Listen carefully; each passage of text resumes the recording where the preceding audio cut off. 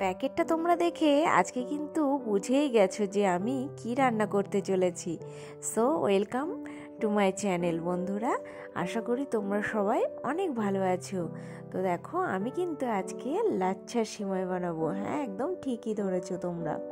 তো তার জন্য প্রথমে আমি এই লাচ্চাগুলোকে ভালো করে একটু ভেজে নেব।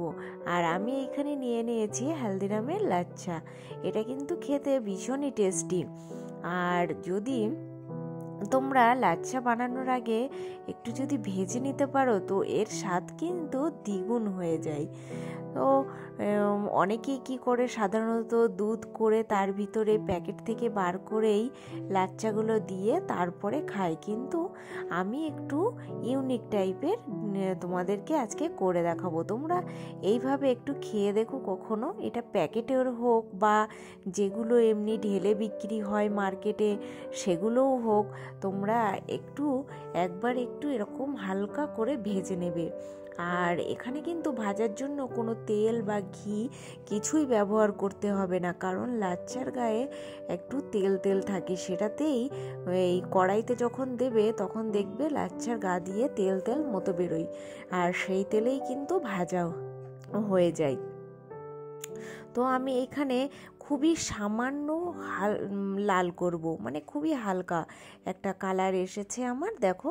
তো আমার কিন্তু এখানে লাচ্চাগুলো ভাজা কমপ্লিট হয়ে গেছে। আর আমি আগে থেকে ড্রাই ফ্রুট কিছু ভেজে রেখেছিলাম, কাজু বাদাম, অ্যালমন্ড আর কিশমিশ, এইগুলো কিন্তু আমি ঘিতে ভেজে রেখেছি।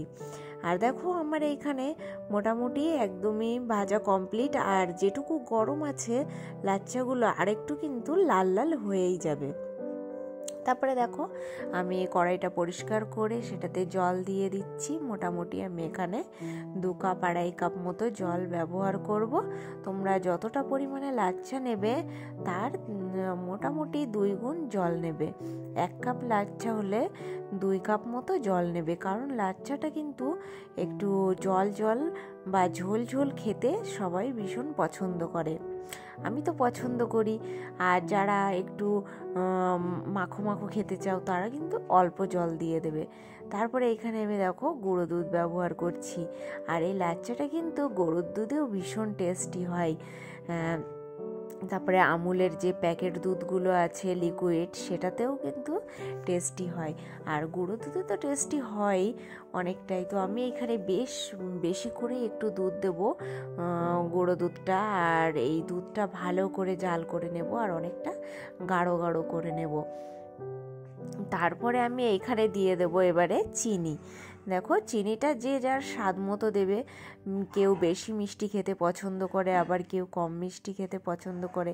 আমি তো একটু বেশি মিষ্টি খেতেই পছন্দ করি। আর দিয়ে দিচ্ছি সামান্য একটু লবণ। তোমরা লবণটাও স্বাদ মতো দিয়ে দেবে।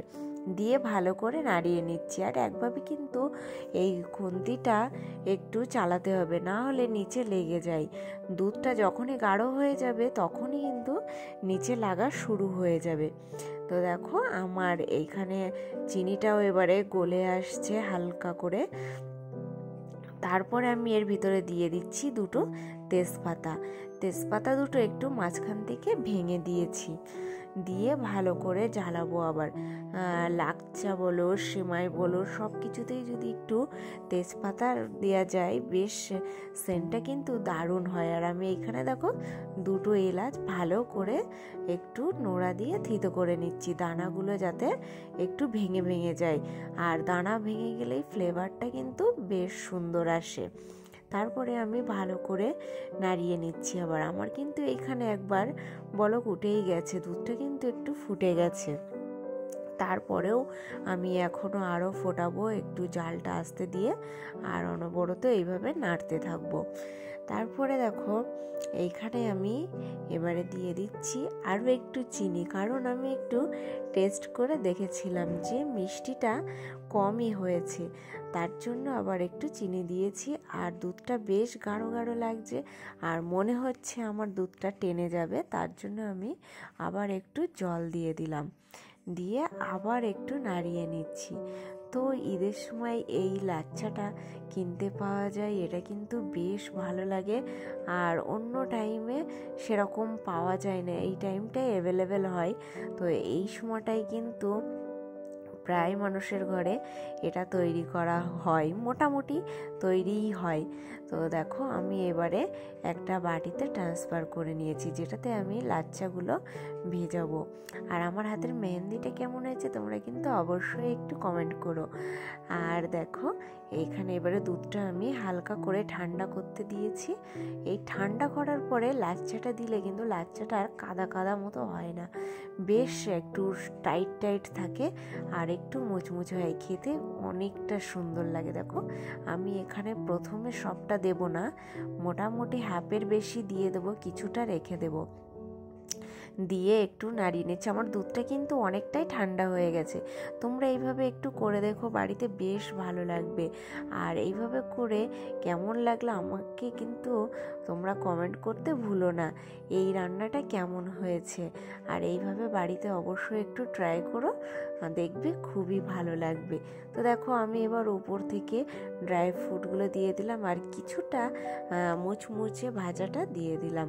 তো কেমন লাগছে বন্ধুরা অবশ্যই কিন্তু একটু কমেন্ট করো। বাই।